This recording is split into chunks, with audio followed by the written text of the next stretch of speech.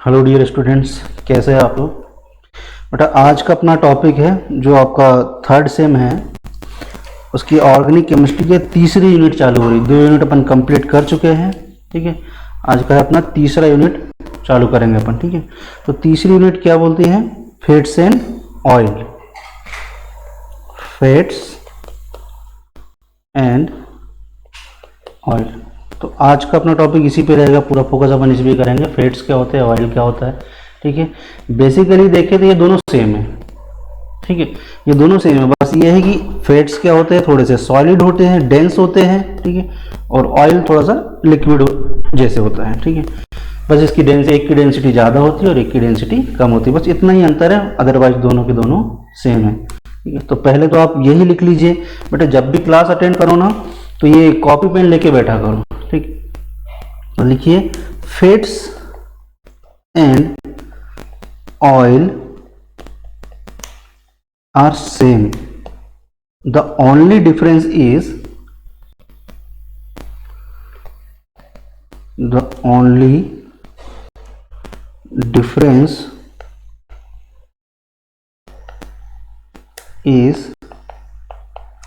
one is oil and another is solid and another is liquid, ठीक है। Fats क्या होते हैं, थोड़े से सॉलिड होते हैं क्योंकि इनकी डेंसिटी थोड़ी सी ज़्यादा होती है, तो थोड़े से ये डेंस होते हैं, तो डेंस मतलब थोड़ा सा सॉलिड हो जाते हैं, ठीक है। फैट्स सॉलिड होते हैं और ऑयल जो है, ऑयल सभी देखा ही है, लिक्विड, ठीक।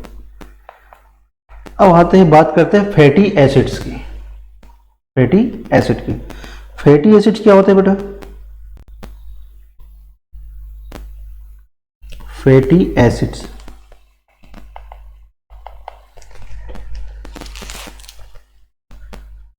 अपन फैटी एसिड को डिफाइन करें तो सिंपल है। फैटी एसिड क्या होते हैं? ये एलिफेटिक कार्बोनिल कंपाउंड होते हैं, ठीक है, जिसमें क्या होता है, एक कार्बोक्सिलिक ग्रुप होता है, ओनली एक कार्बोक्सिलिक ग्रुप होता है, ठीक। वैसे अपन देख ले कि हो सकता है 10 कार्बन हो सकता है 12 कार्बन हो, तो ये 12 कार्बन वाला एसिड हो या 14 कार्बन वाला एसिड हो या 16 कार्बन वाला हो या 18 कार्बन वाला हो, तो ये सारे क्या होते हैं, एक ही कार्बोक्सिलिक एसिड इसमें पाया जाएगा, ठीक है। तो इसको डेफिनेशन में आता है, this are aliphatic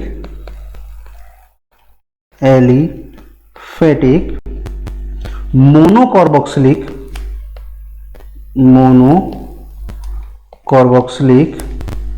compound obtained from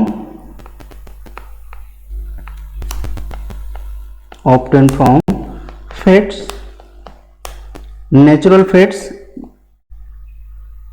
and oil, ठीक है। अब जैसे पाम ऑयल है, ठीक है, तो पाम ऑयल से क्या मिलेगा? पाल्मिटिक एसिड मिलेगा, ठीक है। और पाल्मिटिक एसिड क्या है? एक प्रकार का फैटी एसिड है। और पाल्मिटिक एसिड मतलब 16 कार्बन, अभी बता दूंगा कि क्या होता है, ठीक है। सोलारिक एसिड क्या होता है, एस्टेरिक एसिड क्या होता है, ठीक है, मैरिस्टिक एसिड क्या होता है, ये सब बताएंगे, ठीक। तो फैटी एसिड क्या होते हैं कि these are aliphatic monocarboxylic, mono मतलब एक कार्बोक्सिलिक ग्रुप होगा उसमें, ठीक है। और जिसका जनरल फॉर्मूला क्या होता है? जिसका जनरल फॉर्मूला होता है RCH2 NCOOH। और यहाँ पे जो N की वैल्यू होती है बेटा, N की वैल्यू होती है 2 से लेके 34 तक, और हमेशा ये इवन ही रहेगा, ठीक है। जो N की वैल्यू होगी हमेशा इवन ही होगी, मतलब या तो 2 होगी या 4 होगी या 8 होगी, ठीक है, या 10 होगी या 12 होगी या 14 होगी या 16 होगी, 17 नहीं होगी, ठीक है। अगर 17 है तो वह आपका फैटी एसिड नहीं होगा, वो कुछ और कंपाउंड होगा, ठीक।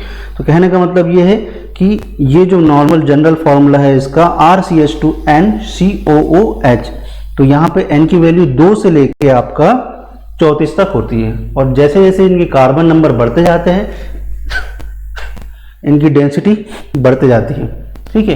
तो अभी हमने जब जिसने पहली क्लास अटेंड करी है, हमारी ऑर्गेनिक केमिस्ट्री की पहली क्लास अटेंड करी है, वहाँ हमने बताया है कि अगर जैसे ये फर्स्ट कार्बन से लेके 4 कार्बन तक, मतलब मीथेन से लेके आपका मीथेन, इथेन, प्रोपेन और ब्यूटेन, ये होते हैं गैस, ठीक है। फिर पेंटेन से लेके C17 तक, ठीक है, हेप्टाडेकिन तक के ये होते हैं लिक्विड, ठीक है। और फिर C18 से लेके आपका अबो जितने भी कार्बन आएंगे ये होते हैं सॉलिड्स, ठीक। तो यहाँ पर भी ऐसा ही है, ये भी लिक्विड ऐसे ही होगा। यहाँ पर भी क्या होगा, फैटी एसिड में भी वही चीज होगी कि अगर 10 कार्बन वाला कोई होगा एसिड होगा तो वो लिक्विड होगा, 17-18 कार्बन तक के वो लिक्विड होगा।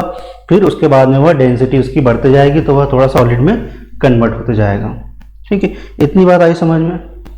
अब आपने नाम सुना होगा जो आपके टीबी एड होते हैं, जो फैटी एसिड होते हैं वो 2 प्रकार के होते हैं। फैटी एसिड क्या होते हैं, वे 2 प्रकार के होते हैं। जैसे टीवी में जो हार्ट वाला जो ऑयल वाला एड आता है उसमें नहीं बोलता मैं हूं मूफा और मैं हूं फूफा, तो ये मूफा और फूफा क्या है, यही है टाइप फैटी एसिड्स के, यही है टाइप फैटी एसिड के। देखो fatty acid is of 2 type, एक होता है मूफा और एक होता है फूफा, मतलब mono unsaturated fatty acid, mono unsaturated fatty acid, ठीक है। और यहां पे इसका फूफा का क्या मतलब है, poly unsaturated fatty acid, poly unsaturated fatty acid. तो यही है 2 प्रकार के एसिड फैटी एसिड होते हैं, मूफा और फूफा, ठीक है। तो आप इसको ध्यान देना क्योंकि वो टीवी के एड में देखते हैं, वो बोलता है, वो शायद सनड्रॉप ऑयल में आता है इसका एड, ठीक है, मैं हूँ मूफा मैं हूँ फूफा। तो यही है वो मोनो अनसैचुरेटेड फैटी एसिड, और फूफा बोले तो पॉली अनसैचुरेटेड फैटी एसिड। तो बेटा ये मोनो अनसैचुरेटेड फैटी एसिड का क्या मतलब होता है, इसका मतलब है only 1 double bond is present, only 1 double bond is present, मतलब कोई भी कंपाउंड होगा उसमें एक ही डबल बॉन्ड पाया जाएगा। जैसे कि लॉरिक एसिड है, ठीक है, लॉरिक एसिड का क्या मतलब होता है, 12 कार्बन वाला एसिड। तो यहां पे देखना 12 कार्बन वाला एसिड हम बनाएंगे अभी, तो देखो CH3 CH2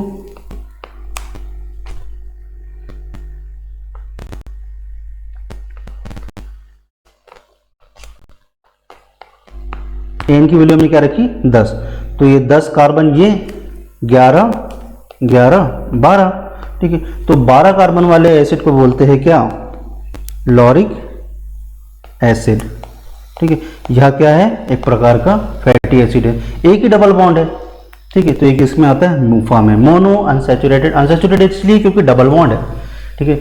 और अगर सैचुरेटेड का मतलब क्या होता है कि एक भी डबल बॉन्ड, किसी भी स्ट्रक्चर में एक भी डबल बॉन्ड का ना होना, वह क्या कहलाता है, सैचुरेशन, ठीक है। तो ये क्या है, एक डबल बॉन्ड, इसलिए इसको क्या बोलते हैं, मोनो अनसैचुरेटेड फैटी एसिड, ठीक है। वैसे पॉली है, मतलब ढेर सारे डबल बॉन्ड होंगे किसी ना किसी कंपाउंड में, तो एक structure poly unsaturated fatty acid का देखते हैं, फूफा का। जैसे बेटा 20 कार्बन होते हैं ना, अभी मैं एक टेबल बनाऊंगा उसमें बता दूंगा कि कितने कार्बन है तो क्या एसिड कहलाएंगे, ठीक है। जैसे अरेकिडोनिक एसिड होता है, अरेकिडोनिक एसिड, या इसको अरेकिडोनिक एसिड भी कहते हैं, अरेचिडोनिक एसिड भी कहते हैं, ठीक है, अरेकिडोनिक एसिड। तो इसमें देखते हैं हम 20 कार्बन पाए जाते हैं, इसमें होते हैं बेटा 20 कार्बन। अब इसका स्ट्रक्चर कैसा होता है, ठीक, स्ट्रक्चर देखिए घबराना नहीं है, आपके सिलेबस में उतना भी डीप में नहीं है जितना हम बता रहे हैं, ठीक है। ये सिर्फ इसलिए है कि लाइफ में अगर आपको दूसरे स्टूडेंट से थोड़ा सा डिफरेंट रहना है तो आपको कुछ एक्स्ट्रा करना पड़ेगा, और वो एक्स्ट्रा क्या है, यही है कि आपको बता दिया जाएगा, आपको मूफा फूफा कोई बता देगा लेकिन उसका एग्जाम्पल कोई नहीं बताएगा, ठीक है। तो देखो अरेकिडोनिक एसिड का स्ट्रक्चर कुछ इस तरह से होता है बेटा,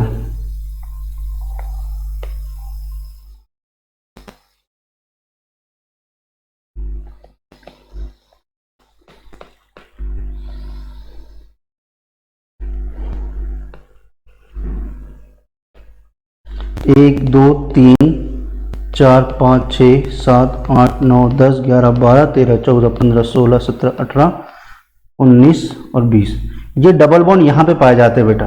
तो ये 4 डबल बॉन्ड है, 4 डबल बॉन्ड है ना, तो इसको बोलेंगे एक से ज़्यादा है इसलिए इसको क्या बोलेंगे, poly unsaturated fatty acid, poly unsaturated fatty acid मतलब अनसैचुरेशन है, मतलब डबल बॉन्ड होगा, तो एक से ज्यादा डबल बॉन्ड है, इसलिए इसको बोलते हैं पॉली अनसैचुरेटेड फैटी एसिड। तो हो सकता है क्वेश्चन यह आ जाए कि which one is the example of PUFA, polyunsaturated fatty acid, तो आपको याद आएगी सर ने बताया था 20 कार्बन है, अरेकिडोनिक एसिड में होता है। यहाँ स्ट्रक्चर नहीं बना के देगा ऑप्शन में, ऑप्शन में सिर्फ आपको नाम देगा, ठीक है, और नाम से आप समझ जाना कि यार ये ना तो लारिक होगा, ना पाल्मिटिक होगा, ना मैरिस्टिक होगा, क्या होगा, अरेकिडोनिक एसिड होगा। ठीक, अब देखना आप लोग समझदार हो, ठीक है, students are always greater than teacher, ठीक है, तो आप लोग ज्यादा समझदार हो हमसे। तो देखना, अगर 10 कार्बन वाला एसिड होता है, अगर ये टेबल बना लेना अच्छे से, 10 कार्बन वाला एसिड है, मतलब कार्बोक्सिलिक एसिड है, तो इसे क्या बोलेंगे, डेकेनोइक, 10 कार्बन मतलब डेकेन, तो इसको बोलेंगे डेकेनोइक एसिड। ठीक है, अगर 12 कार्बन वाला एसिड है, 12 कार्बन वाला एसिड है, अभी बताया था लॉरिक एसिड, उसको क्या बोलेंगे, लॉरिक एसिड। अगर 14 कार्बन वाला एसिड है, 14 कार्बन वाला एसिड है, तो उसको बोलते हैं बेटा मैरिस्टिक एसिड, मैरिस्टिक एसिड। अभी बनाते हैं इसका स्ट्रक्चर में, ठीक है, क्या होगा 14 कार्बन, आपने वो नंबर याद है आपको, जनरल फार्मूला CH2, ठीक है, ये N की वैल्यू आप रख दो 12, यहाँ एक CH3 लिख दो और यहाँ कार्बोक्सिलिक एसिड लगा दो, तो ये क्या हो जाएगा, मैरिस्टिक एसिड। ठीक है, अगर 16 कार्बन वाला एसिड है, 16 कार्बन वाला एसिड, ध्यान से सुनना बेटा, अच्छे से लिखना, क्योंकि ये बहुत कम लोग बताएंगे लाइफ में, तुम जितने से भी पढ़ लो, ये बहुत कम लोग बताएंगे। 16 कार्बन वाला acid, palmitic acid. 18 carbon stearic acid, stearic acid. 20 carbon arachidonic acid,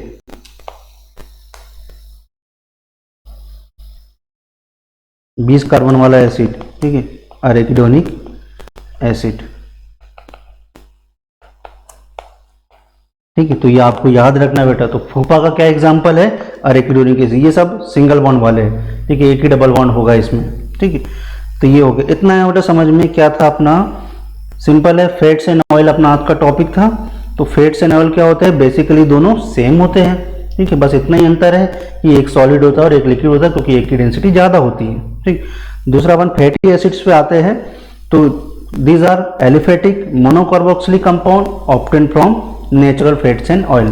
ठीक है, जैसे पाम ऑयल से आपको पाल्मिटिक एसिड मिलेगा, इसी प्रकार से बहुत सारे ऑयल से आपको फैटी एसिड्स मिलते हैं, उनके हाइड्रोलिसिस से मिलते हैं एक्चुअली। ठीक है, जनरल फार्मूला आपको याद रखना है। जनरल फार्मूला क्या है, यह है RCH2NCOOH। तो R यहाँ पे क्या है, R is equal to CH3 होगा। ठीक है, तो यहाँ पे अगर आप N की वैल्यू अगर 2 रखोगे तो ये ब्यूटेनोइक एसिड हो जाएगा, N की वैल्यू अगर 6 रखोगे तो यह ऑक्टेनोइक एसिड हो जाएगा, N की वैल्यू अगर 8 रखोगे तो यह डेकेनोइक एसिड हो जाएगा। ठीक, उसी प्रकार से आप N की वैल्यू रखते जाइए। N की वैल्यू हमेशा इवन होना चाहिए, 2, 4, 6, 8, 10, 12 इस तरह से होना चाहिए। ठीक है, 11 और 9 नहीं होना चाहिए, वही फैटी एसिड कहलाता है। ठीक है, अब बात करते हैं लिपिड्स की। ठीक है, ये हो गया स्ट्रक्चर, आपको याद रखना है। ठीक, ये टेबल हमेशा याद रखना बेटा कि 12 कार्बन क्या है, लॉरिक एसिड, 14 कार्बन मैरिस्टिक एसिड, ये याद रखना है। ठीक, अब बात करते हैं लिपिड्स की। लिपिड्स क्या होते हैं बेटा,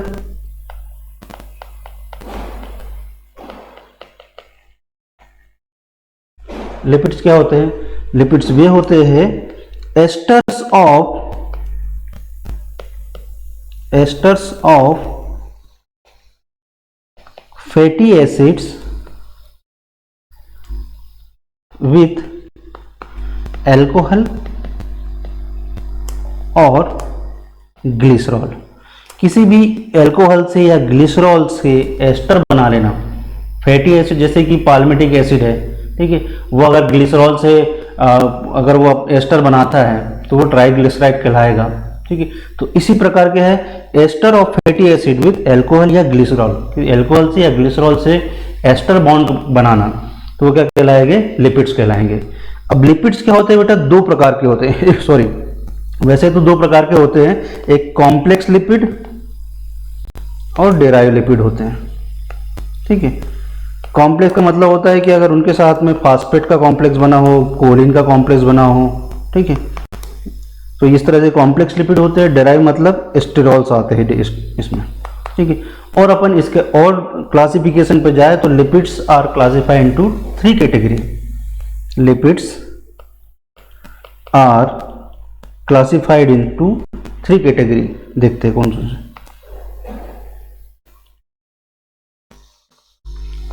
फास्फोलिपिड,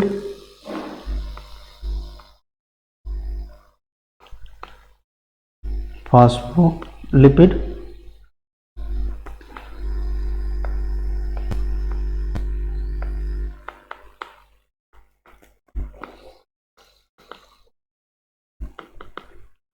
ग्लाइकोलिपिड्स एंड स्टेरॉल्स। ठीक है, इसमें स्टेरॉयडल न्यूक्लियस पाया जाता है, तो ये भी उतना आप उतने दिमाग में मत लो कि स्टेरॉल्स क्या होते हैं। जब वक्त आएगा तो हम उसको स्ट्रक्चर से ही समझाएंगे। Phospholipid further classified into 2 category. Phospholipid को फिर से अपन 2 कैटेगरी में डिवाइड करते हैं। कौन कौन सी? एक होती है फास्फोग्लिसराइड, जिसको अपन ट्राइग्लिसराइड भी कह सकते हैं। फास्फोग्लिसराइड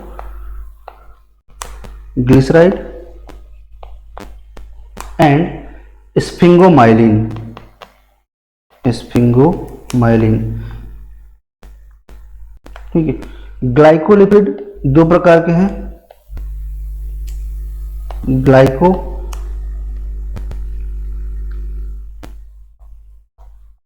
स्फिंगोमाइलिन एंड ग्लाइकोप्रोटीन। ठीक है, और स्टेरॉल में स्टेरॉयडल न्यूक्लियस पाया जाता है, तो वो भी आपको ध्यान उस पर नहीं देना है। तो मेनली लिपिड्स कितने प्रकार के होते हैं? 3 प्रकार के, फास्फोलिपिड्स, ग्लाइकोलिपिड्स एंड स्टेरॉल्स। ठीक है, उसमें भी कैटेगराइज कर दिया हमने ये भाई, ग्लाइको स्फिंगोलिपिड्स क्या होते हैं, ग्लाइकोप्रोटीन्स क्या होते हैं, ठीक है, फास्फोग्लिसराइड क्या होते हैं और स्फिंगोग्लाइकोमाइसिन क्या होता है। ठीक है, अब देखते हैं आगे।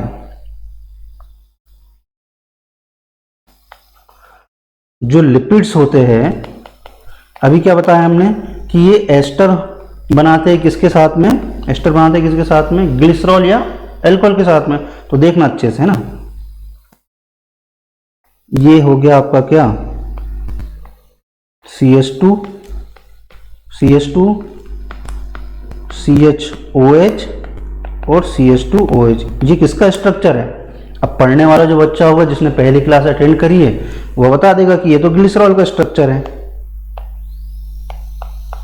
ठीक है, यह किसका स्ट्रक्चर है? ग्लिसरॉल का। अब इसकी रिएक्शन हम किससे कर दें? किससे करेंगे? पाल्मिटिक एसिड से। पाल्मिटिक एसिड मतलब 16 कार्बन। देखना, CH3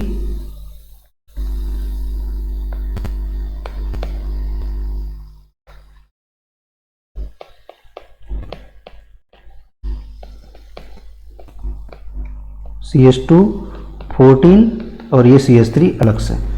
तो ऐसे 3 मॉलिक्यूल ऑफ पाल्मिटिक एसिड लेते हैं अपन। कौन से लेते हैं? 3 molecules of palmitic acid.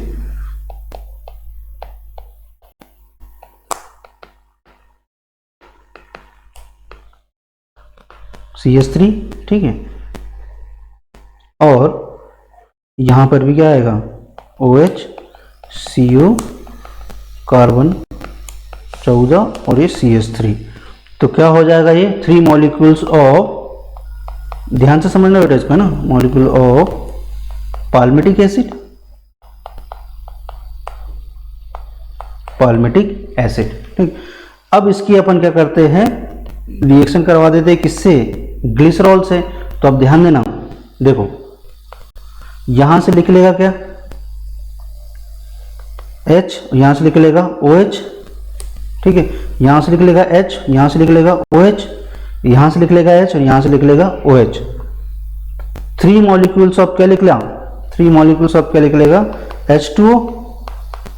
3 molecules of H2 लिख लेगा। स्ट्रक्चर कैसे बनेगा देखना अच्छे से, हाँ। CH2 COO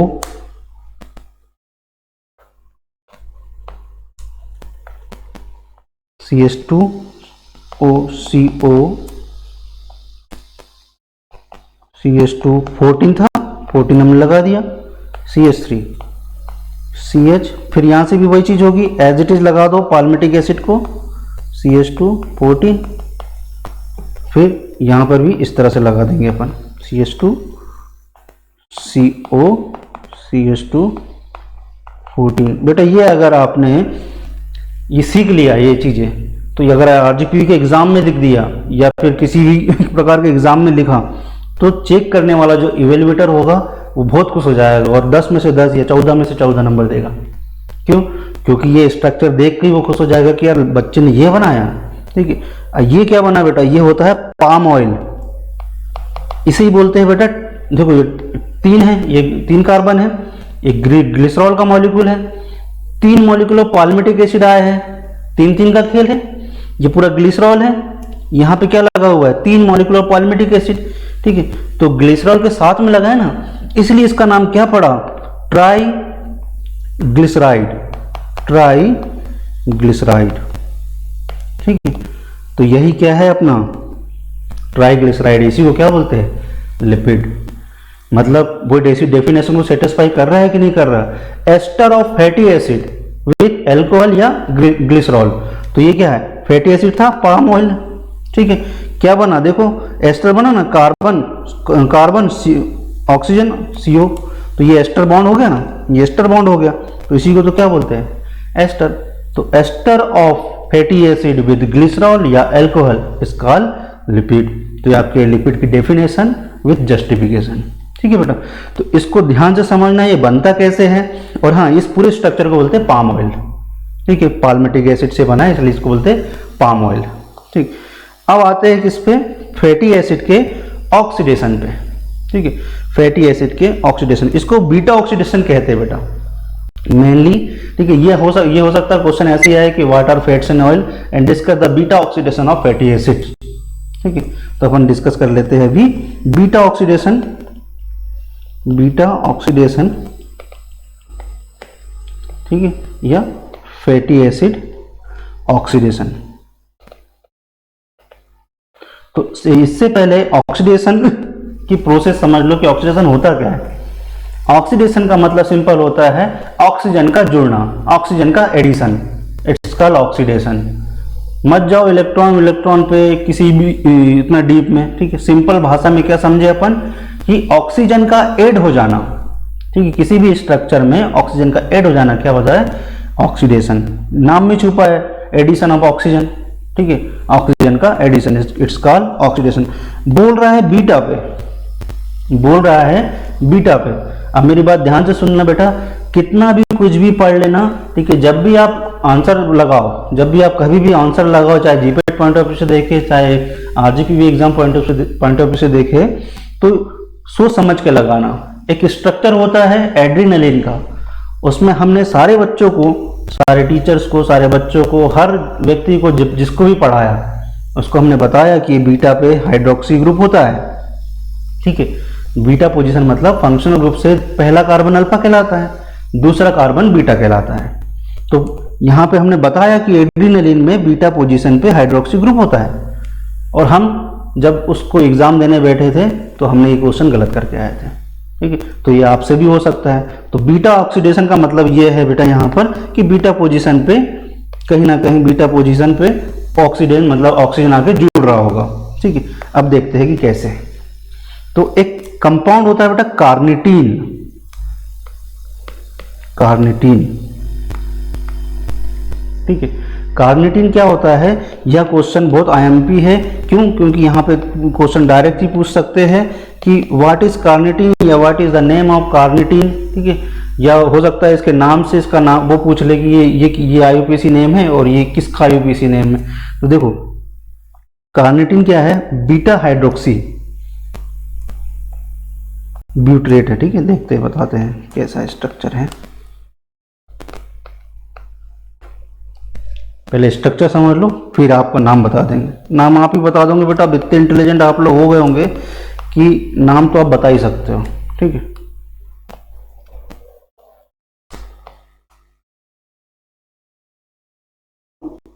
ठीक, अब देखना नाम देखना 1, ठीक है, ये फंक्शनल ग्रुप है। तो फंक्शनल ग्रुप से पहला कार्बन, फंक्शनल ग्रुप से पहला कार्बन जो जुड़ा होता है उसको बोलते हैं बेटा अल्फा।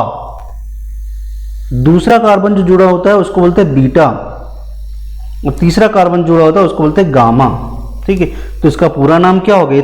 3 कार्बन, 4 कार्बन दिख रहे हैं यहाँ पे, ठीक है। तो इसको क्या बोलेंगे? ब्यूट्रिक एसिड या ब्यूटरेट बोल सकते हैं। तो क्या बोलेंगे इसको? बीटा पे क्या है? हाइड्रोक्सी है, तो बीटा हाइड्रोक्सी। गामा पे क्या है? ट्राई मिथाइल है, gamma tri methyl, beta hydroxy gamma tri methyl butyrate या ब्यूट्रिक एसिड, ठीक है। अगर वो H ना हो तो ब्यूटरेट कहलाएगा, ठीक है, ब्यूटेरिक एसिड। तो यह इसका IUPAC नेम हो जाएगा। तो इसका बहुत बड़ा रोल होता है किसमें?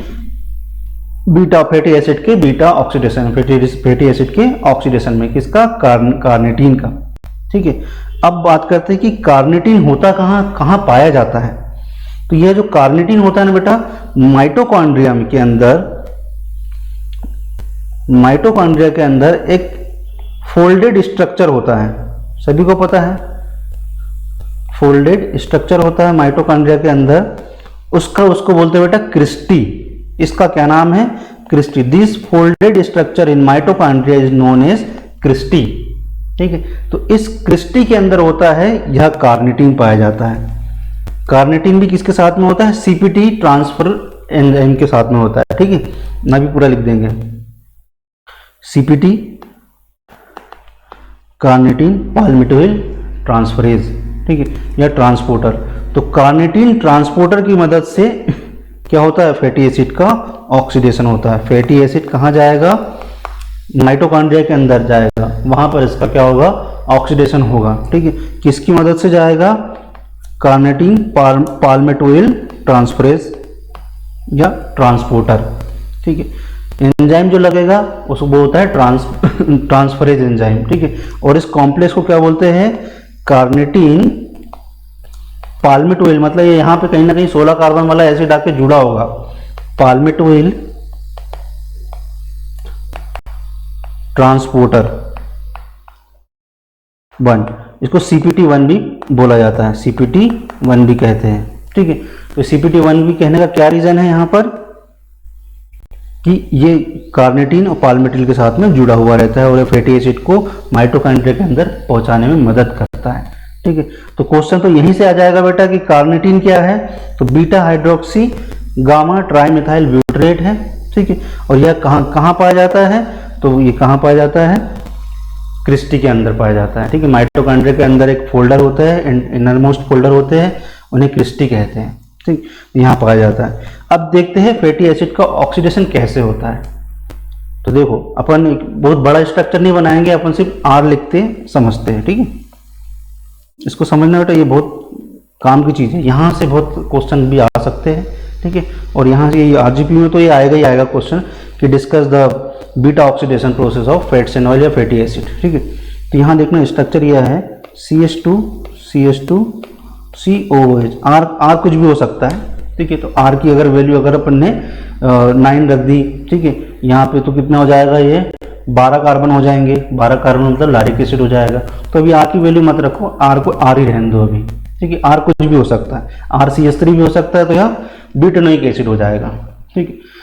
तो फैटी एसिड को एक्टिवेट होने के लिए, फैटी एसिड को उसके अंदर CPT के अंदर या उसमें माइटोकॉन्ड्रिया में प्रवेश करने के लिए उसको एक्टिवेट होना जरूरी होता है, ठीक है। तो यहाँ पे एक्टिवेट कैसे होगा? RCH2 यह क्या है? फैटी एसिड मान लो इसको, ठीक है। तो यह क्या होगा? कोएंजाइम A और ATP की मदद से, कोएंजाइम A और ATP की मदद से क्या बनाएगा? इनऑर्गेनिक फास्फेट और AMP एडिनोसिन मोनोफास्फेट बनाएगा, ठीक है। किस एंजाइम की प्रेजेंस में? यहाँ इस एंजाइम से क्वेश्चन आता है, ये यहाँ पे इस पोजीशन पे या इस सिचुएशन में कौन सा एंजाइम लगता है? तो यहाँ लिखना fatty acyl coenzyme synthetase, coenzyme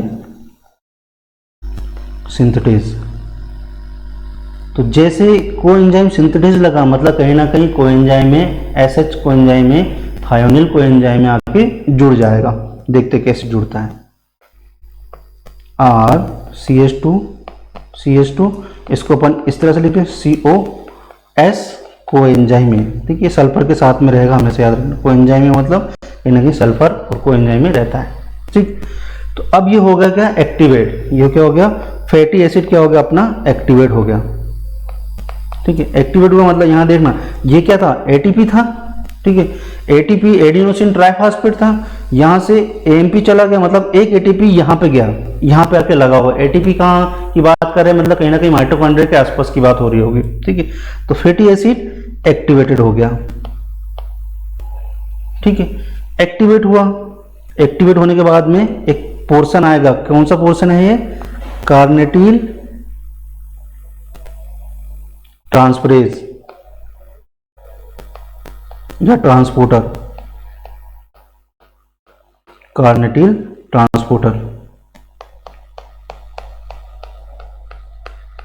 ठीक है, ये इसमें जाएगा, प्रवेश करेगा। तो इसका नाम क्या है, कार्नेटिल ट्रांसपोर्टर लिख दो यहां पे, कार्नेटिल ट्रांसपोर्टर।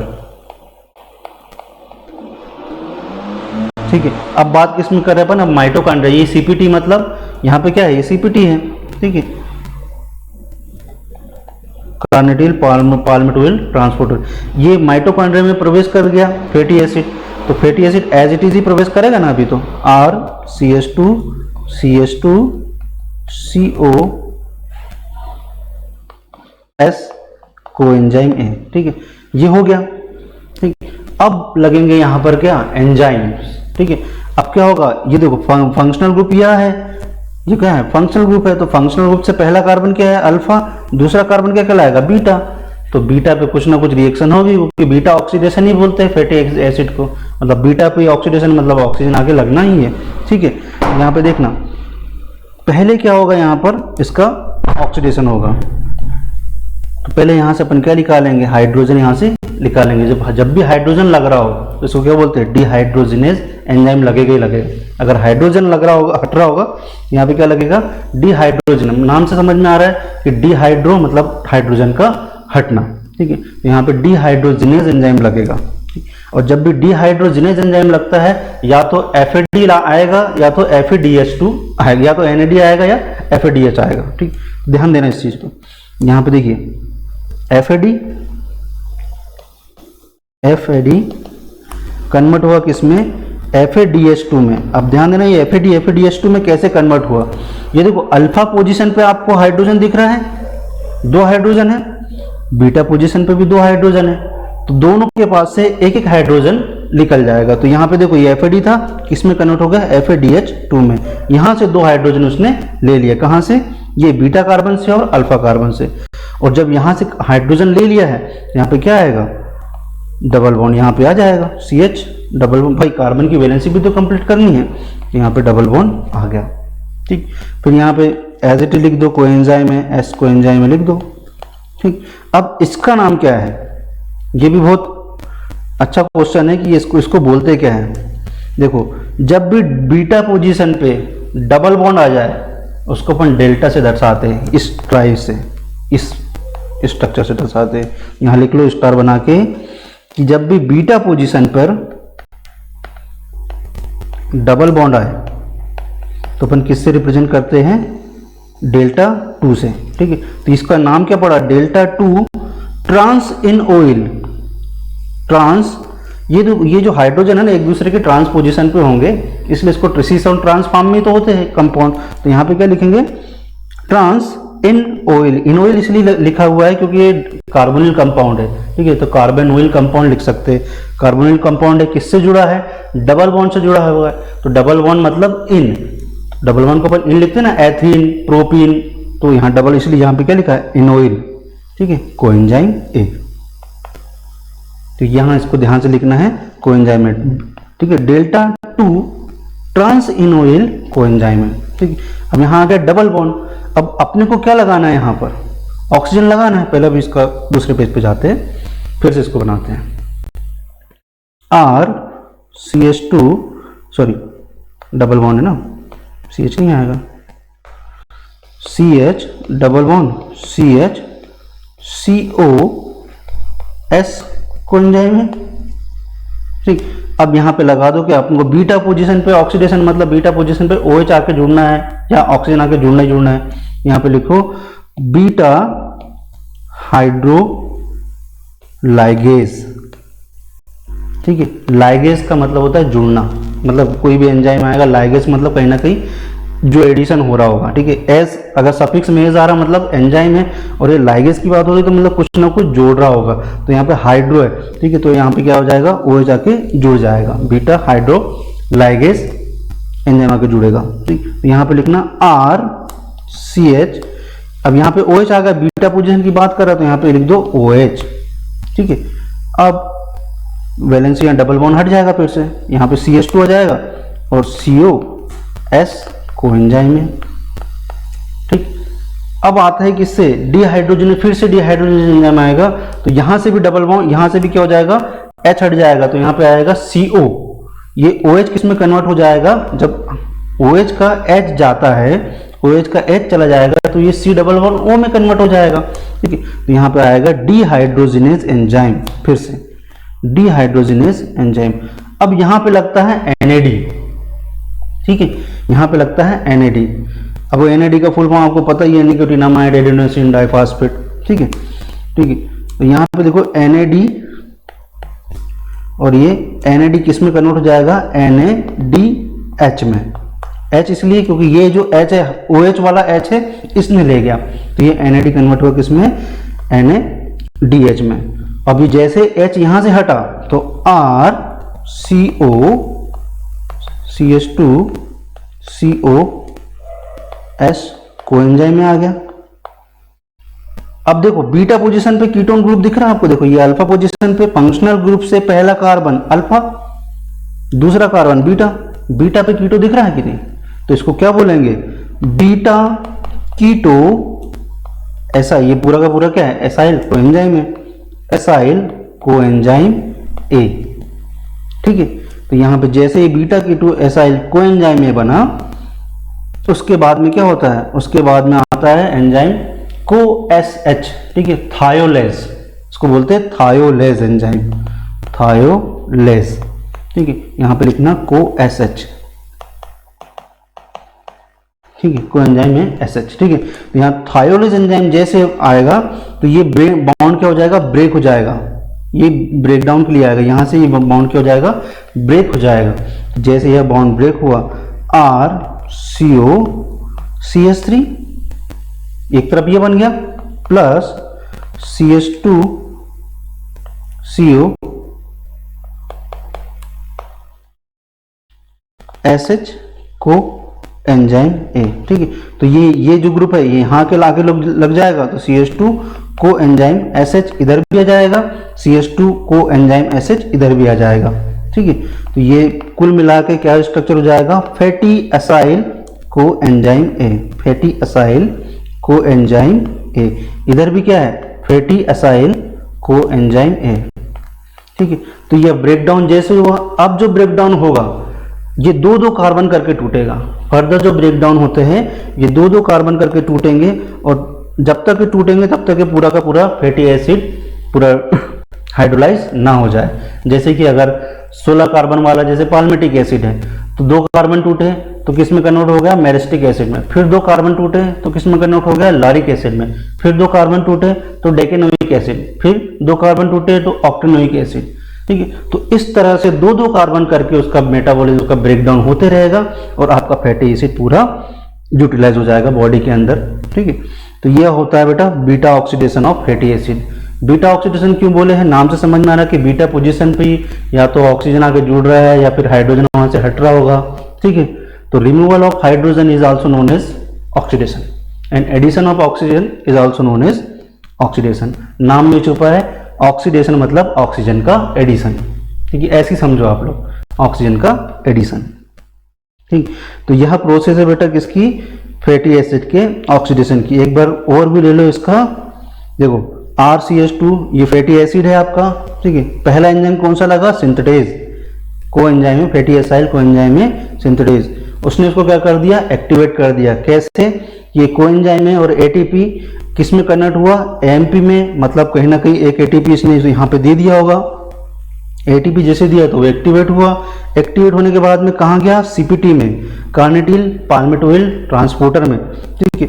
ये यहाँ पे क्या हुआ, डिहाइड्रोजनेशन हुआ, तो किस में कन्वर्ट हुआ वो, यहाँ पे डिहाइड्रोजनेज एंजाइम लिख दो बेटा, डिहाइड्रोजनेज एंजाइम, ठीक है। तो ये डबल बॉन्ड में कन्वर्ट हुआ। जब भी डबल बॉन्ड लगता है बीटा पोजीशन पे तो क्या लिखते हैं, डेल्टा का साइन लगाते हैं, डेल्टा 2 ये वाला डेल्टा वाला, ठीक है, त्रिभुज ट्राइंगल वाला साइन, डेल्टा 2 ट्रांस इनोइल को एंजाइम है। इसका ट्रांस भी क्यों लिखा नाम, क्योंकि देखो डबल बॉन्ड है, डबल बॉन्ड के साथ में 2 कार्बन है, ये CH, एक हाइड्रोजन इस साइड होता है और एक हाइड्रोजन इस साइड होगा, इसलिए इसका नाम ट्रांस रखा है, ठीक है, ट्रांस इनोइल। अगली स्टेप क्या आती है, हाइड्रोलाइगेज, मतलब वो OH आके जुड़ेगा, OH आके जुड़ा, फिर उस OH का H हटा, मतलब डिहाइड्रोजन एंजाइम फिर से लगेगा, फिर बीटा कीटो एसाइल को एंजाइम में बना। उसके बाद थायोलोइज ने उसको ब्रेक डाउन कर दिया, ब्रेक डाउन करने के बाद में फैटी एसाइल को एंजाइम में, और ये फैटी एसाइल को एंजाइम में कन्वर्ट हो जाएगा, ठीक है।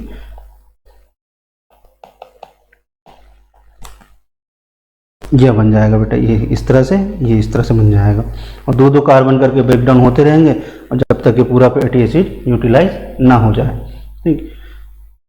अब बात करते हैं सेपोनिफिकेशन वैल्यू की। किसकी बात करते हैं, सेपोनिफिकेशन वैल्यू। इसकी प्रॉपर्टी में अपने पहले देख ले, डेंसिटी क्या होती है वह देख लेते, फिर सेपोनिफिकेशन पे आएंगे, ठीक है। डेंसिटी, ठीक है। अब क्या होता है, जो सनलाइट में इनका क्या फोटो ऑक्सीडेशन हो जाता है फैट्स एंड ऑयल का, ठीक, एक प्रॉपर्टीज है बेटा ना। तो रेंसिडिटी में क्या है, फोटो ऑक्सीडेशन जैसे होगा फैट्स एंड ऑयल में तो यह क्या हो जाता है, ब्रेक डाउन हो जाते हैं, इनका क्या हो जाता है, डिग्रेडेशन होने लगता है, ठीक है। डिग्रेडेशन ऑफ फैटी एसिड्स, ठीक। अब ये डिग्रेड हो गए, डिग्रेड हो गए तो क्या हो जाएगा, खराब जैसी कंडीशन आ जाएगी। तो इनको बचाने के लिए, इनको खराब होने से बचाने के लिए क्या यूज करते हैं अपन, एंटीऑक्सीडेंट यूज करते हैं, एंटीऑक्सीडेंट यूज करते हैं। कौन कौन सी यूज करते हैं, गैलिक एसिड, ठीक, tocopherol, vitamin E, tocopherol, benzene hexachloride भी यूज करते हैं, BHC भी यूज करते हैं, ठीक है। तो ये सारे चीजें अपन किसके लिए यूज करते हैं, एज ए एंटीऑक्सीडेंट यूज करते हैं, किसमें, फैटी एसिड्स को या फैट्स एंड ऑयल को की डेंसिटी होने से बचाने के लिए। क्या होता है, ये मॉइस्चर हो जाते हैं, इनमें मॉइस्चर आ जाता है, ठीक है,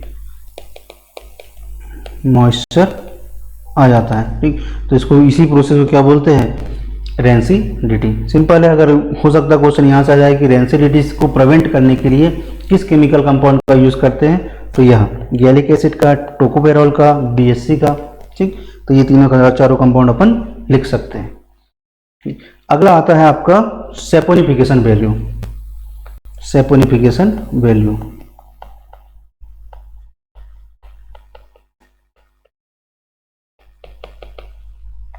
अब बहुत सारे कॉस्मेटिक्स का एड अपन ने देखा होगा, तो उसमें बड़े बड़े जो कलाकार लोग हैं वो लिखते हैं कि पाम ऑयल से बना है।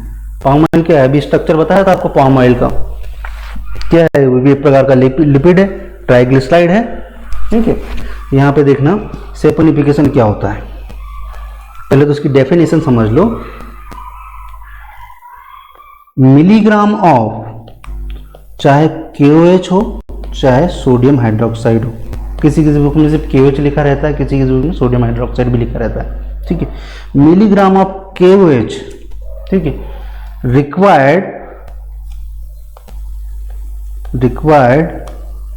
टू हाइड्रोलाइज, या अपन ऐसा लिखते हैं कंप्लीटली हाइड्रोलाइज 1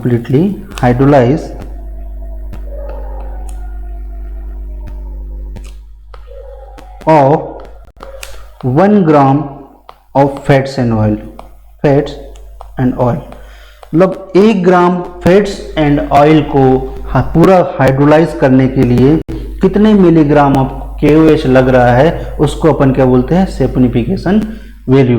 ठीक है, क्या बोलेंगे, सैपोनिफिकेशन वैल्यू, या उसी को बोलते हैं सैपोनिफिकेशन नंबर। ठीक है, और बात कर रहे हैं सैपोनिफिकेशन, मतलब कहीं ना कहीं सोप फॉर्मेशन हो रहा होगा। सैपोनिफिकेशन को सिंपली अपन क्या बोलते हैं, फॉर्मेशन ऑफ सोप, सोप बन रही होगी। ठीक, अब जब अपन इसका पाम ऑयल का या पाल्मिटिक एसिड का अपन जब हाइड्रोलाइज कर लेते हैं किससे, NaOH या KOH से, तो सोडियम पाल्मिटेट बनता है। सोडियम क्या बनेगा, सोडियम पाल्मिटेट बनेगा। तो सोडियम पाल्मिटेट क्या है, सोप है, साबुन है। ठीक है, जो अपन टीवी के एड वगैरह में देखते हैं तो वही है, साबुन ही होगी। ठीक, तो देखते हैं क्या होता है। पाम ऑयल अभी बताया, बनाया था अपन स्ट्रक्चर, बहुत इजी स्ट्रक्चर है। ठीक है, क्या है,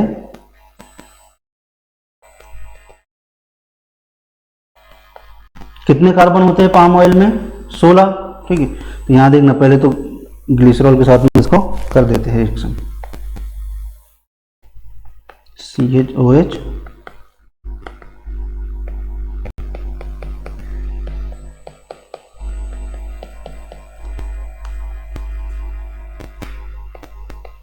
CH2, ये 14 और एक कार्बन यह CH3, एक कार्बन ये हो गया, तो क्या हो गया, 16 कार्बन हो गया। 16 कार्बन मतलब पाल्मिटिक एसिड।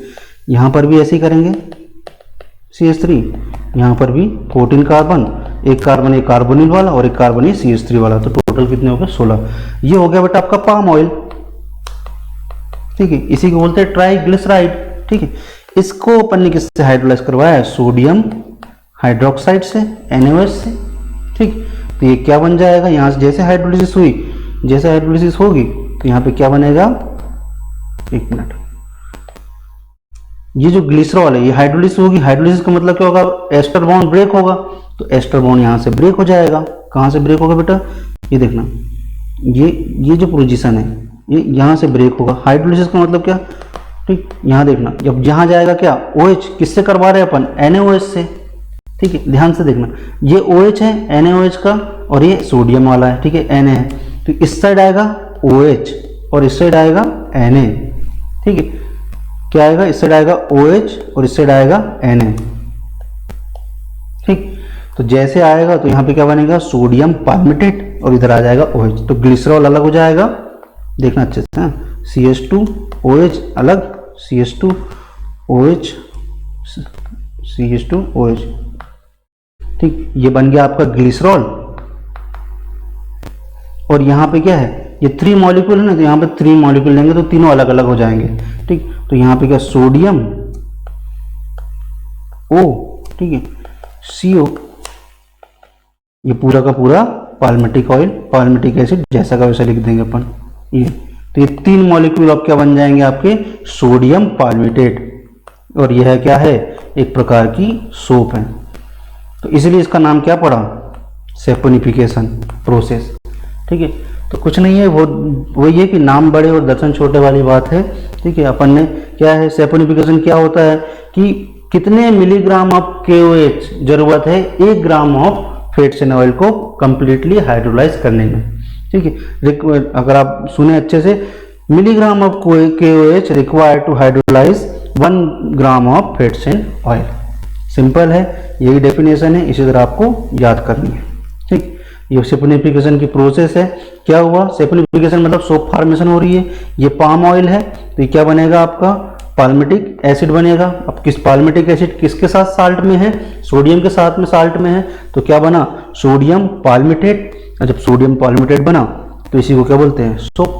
ठीक, ये सोप, यही क्या होती है, अपनी सैपोनिफिकेशन वैल्यू होती है। ठीक, तो इसके बाद आता है बेटा आयोडीन नंबर। एक आयोडीन नंबर देख लेते हैं, उसके बाद की क्लास अपन लास्ट में, अगले नेक्स्ट क्लास में कंटिन्यू करेंगे।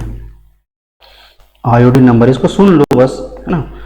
अब जितने भी डबल बॉन्ड होते हैं, जैसे ये कार्बन कार्बन डबल बॉन्ड है, ठीक है, तो ये डबल बॉन्ड को, ये क्या है, अनसेचुरेशन है। डबल बॉन्ड मतलब अनसेचुरेटेड कंपाउंड, ठीक है।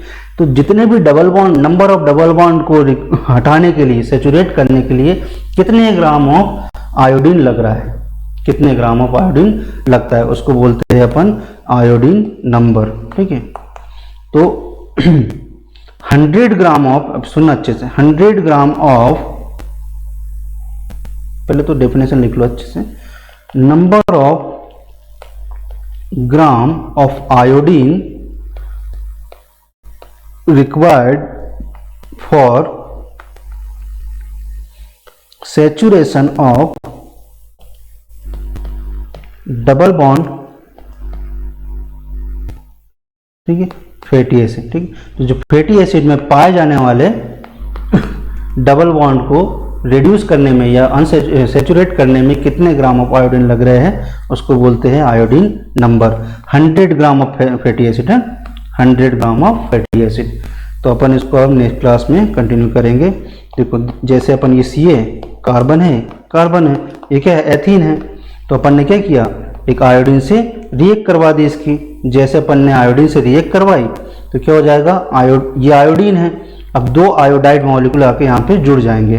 तो यहाँ पे क्या हुआ, I, इधर CH, इधर H, ठीक है, इधर I, इधर CH और इधर भी H। तो ये क्या हो गया, ये डबल बॉन्ड था, सेचुरेट हो गया किसमें, सिंगल बॉन्ड में, तो इसको सेचुरेशन बोलेंगे, ठीक है। 2 आयोडीन लग गए इसमें।